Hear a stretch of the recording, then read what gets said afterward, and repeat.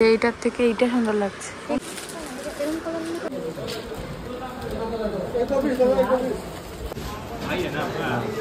এটা হালকার পরে বেশ ভালো লাগছে। তাহলে এটাই নেই। হাই এভরিওয়ান, চলে এসেছি আবার একটা নতুন ভিডিও নিয়ে। তো তোমাদেরকে বেশ কয়েকদিন থেকে বলছি যে আমাদের বাড়ির সামনেই আছে একটা বিশেষ অনুষ্ঠান। তো সেই বিশেষ অনুষ্ঠানটা হলো আমার দাদার বিয়ে, আর সেই বিয়ে উপলক্ষে আমরা চলেছি আজকে শান্তিপুর বিয়ের কেনাকাটা করতে। তো ভিডিওটা শেষ পর্যন্ত দেখতে থাকো, আশা করি তোমাদের ভালো লাগবে। আমাদের বাড়ি থেকে শান্তিপুরের দূরত্ব অনেক, কিন্তু আমরা যেহেতু গাড়িতে যাচ্ছি তো 5-6 ঘন্টার মধ্যে চলে যাব। আর যাওয়ার পথে এই রাস্তাটা আমার সব থেকে বেশি ভালো লেগেছিল। দেখো কত সুন্দর লাগছে, দুদিক থেকে গাছগুলো যেন পুরো রাস্তাটাকে ঢেকে রেখেছে। এরপর যখন আমরা হাইওয়ে ধরলাম তখন এই রাস্তাটাও কিন্তু ছিল খুবই সুন্দর, চারপাশটা দেখো কত সুন্দর। তো চলে এসেছি আমরা শান্তিপুর, আমাদের গন্তব্য, যেখান থেকে আমরা কেনাকাটা করব। শুধু যে বিয়ের কেনাকাটা হবে তা কিন্তু নয়, আমাদের দোকানেরও কিছু কেনাকাটা হবে। আর এখানে এসে বাইকগুলো জাস্ট দেখো, প্রচুর প্রচুর বাইক। আমি মনে হয় প্রথমবারই সেদিন একসঙ্গে এত বাইক দেখেছিলাম। যাই হোক, তারপরে চলে এসেছিলাম বেনারসির দোকানে। বিয়ে মানেই তো বেনারসি, আর আমিও বিয়েতে একটা বেনারসি পরবো, তো সেটাও দেখা হচ্ছে। আমার ইচ্ছা আছে একটু লালের বা মেরুনের উপরে পরার।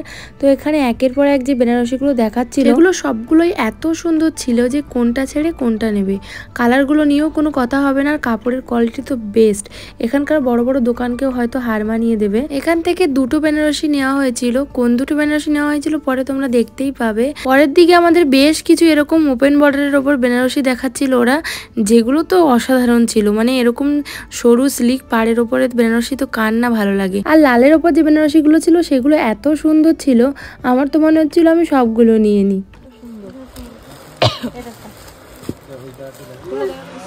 দাদা চলে গেছে দেখ দোকানদারি করতে।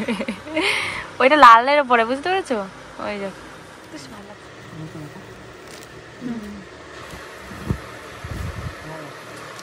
সবাই যখন বিয়ের কেনাকাটা করতে যায় এরকম শাড়ি ঘেরা রুমের মধ্যে বসে থাকে, তো সেগুলো শুধু ফোনেই দেখতাম, এবার সেটা নিজেও ফিল করছি। এরপর আবারও আমরা সিল্কের ওপরে বেশ কিছু সুন্দর সুন্দর শাড়ি দেখে নিলাম এখানে। এরপর আমাদের সবার খুব খিদে পেয়ে গেছিল, কারণ আমরা সেই সকালে বেরিয়েছিলাম, তাই আমরা চলে গেছিলাম একটা হোটেলে।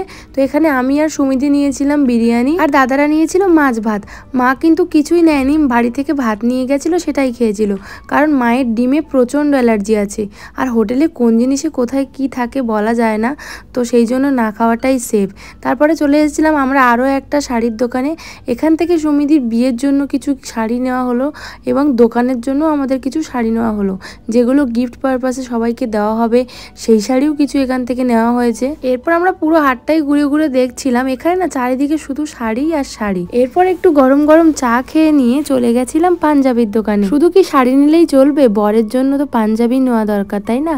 তো এখানে কালেকশন মোটামুটি ছিল, আমি সেরকম বলবো না যে খুব ভীষণ ছিল, তবে মোটামুটি ভালো কালেকশন ছিল। তবে বেশ কিছু ইউনিক ধরনের পাঞ্জাবি ওখানে ছিল, যেগুলো অন্য কোথাও আমি সেইভাবে দেখিনি। তো এখান থেকে দেওয়ার জন্য বেশ কয়েকটা বিয়ে পারপাস পাঞ্জাবি নিয়ে নেওয়া হলো।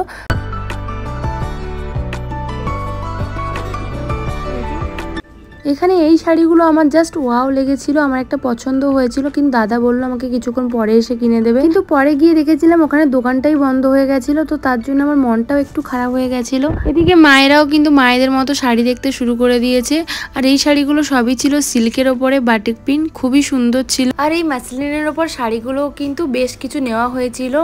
6টা বেজে গেছে, কিন্তু আমাদের শাড়ি দেখা এখনো শেষ হয়নি। আমরা আবার ঘুরে ফিরে বেনারসির দোকানে এসেছি। এরপর ঘুরতে ঘুরতে আমি নিজের জন্য একটা লেহেঙ্গা পছন্দ করে নিচ্ছিলাম, যেটা সুমিদিদের বাড়ির থেকে আমার জন্য তত্ত্বে আসবে। তো কোন লেহেঙ্গাটা নিলাম সেটা তোমরা দেখতেই পাবে। অ্যাকচুয়ালি সুমিদি যে কালার শাড়িটা নেবে বলে ভেবেছিল, ওয়াইন কালার টাইপ, তো সেই শাড়িটা কোথাও খুঁজে পাওয়া যাচ্ছিল না। তো সেই শাড়িটাই খুঁজতে আমরা পুরো ওখানে যতগুলো দোকান ছিল সবই খোঁজা হয়ে গেছিলো। তো তারপর শেষ মেশ মোটামুটি সেম টাইপ একটা শাড়ি আমরা পেয়েছিলাম। এরপর আমার এই শাড়িটা খুবই পছন্দ হয়েছিল, এটা আমি নিয়েই নিতাম, বাট কিছু ডিফেক্ট থাকার কারণে ওটা আর নেওয়া হয়। দেখো এদিকে কিন্তু প্রায় অনেক দোকানে আস্তে আস্তে বন্ধ হতে শুরু করে দিয়েছে, কারণ তখন রাত অনেক বেজে গেছিল। এদিকে আমাদের দেখো সমস্ত জিনিসপত্র কিন্তু গাড়িতে ভরা হয়ে গেছে। এখন আমরা রওনা দিয়ে দিয়েছি বাড়ির জন্য, কিন্তু অনেকটা রাস্তা যেতে হবে, আর অনেকটা রাতও হয়ে গেছিল, সবার খিদেও পেয়ে গেছিল। আর পরে কোথায় কোন দোকান খোলা থাকে না থাকে তার ঠিক নেই, সেই কারণে আমরা একটা ধাবায় নেমে পড়লাম। তো আমি এখানে অর্ডার করেছিলাম আমার অলওয়েজ ফেভারিট নুডলস, চাউমিন, যাই বলতে পারো।